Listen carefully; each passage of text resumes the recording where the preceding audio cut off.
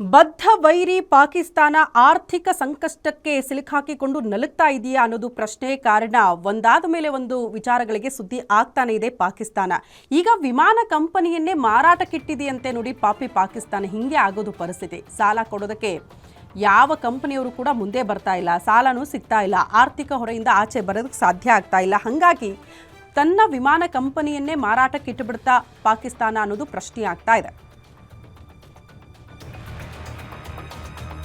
ಸರ್ಕಾರಿ ವಿಮಾನ ಕಂಪನಿ ಮಾರಾಟ ಮಾಡೋದಕ್ಕೆ ನಿರ್ಧಾರ ಆಗಿದ್ದು ಡಿಸೆಂಬರ್ 23ಕ್ಕೆ ಹರಾಜು ಪ್ರಕ್ರಿಯೆ ಕೂಡ ನಡೆಯುತ್ತಂತೆ. ಐಎಂಎಫ್ನಿಂದ ಸಾಲಕ್ಕಾಗಿ ಕೈ ಚಾಚಿದೆ ಪಾಕಿಸ್ತಾನ. ಐಎಂಎಫ್ ಷರತ್ತಿನಂತೆ ಏರ್ಲೈನ್ಸ್ ಮಾರೋದಕ್ಕೆ ಪಾಕಿಸ್ತಾನ ಮುಂದಾಗ್ತಾ ಇದೆಯಂತೆ. ಕಳೆದ ವರ್ಷ 62,000 ಕೋಟಿ ಸಾಲ ಘೋಷಣೆ ಮಾಡಿತ್ತು ಐಎಂಎಫ್.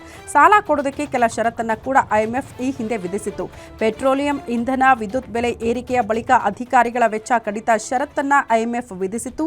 ಖಾಸಗೀಕರಣವಾಗದೆ ಸರ್ಕಾರಿ ಸ್ವಾಮ್ಯದ ಕಂಪನಿಯಾಗಿದೆಯಂತೆ. ಪಾಕ್ ಏರ್ಲೈನ್ಸ್ ಖರೀದಿಗೆ ಈಗ 4 ಕಂಪನಿಗಳು ಮುಂದೆ ಬಂದಿದೆಯಂತೆ, ನಾವು ಖರೀದಿ ಮಾಡ್ತೀವಿ ಅಂತ.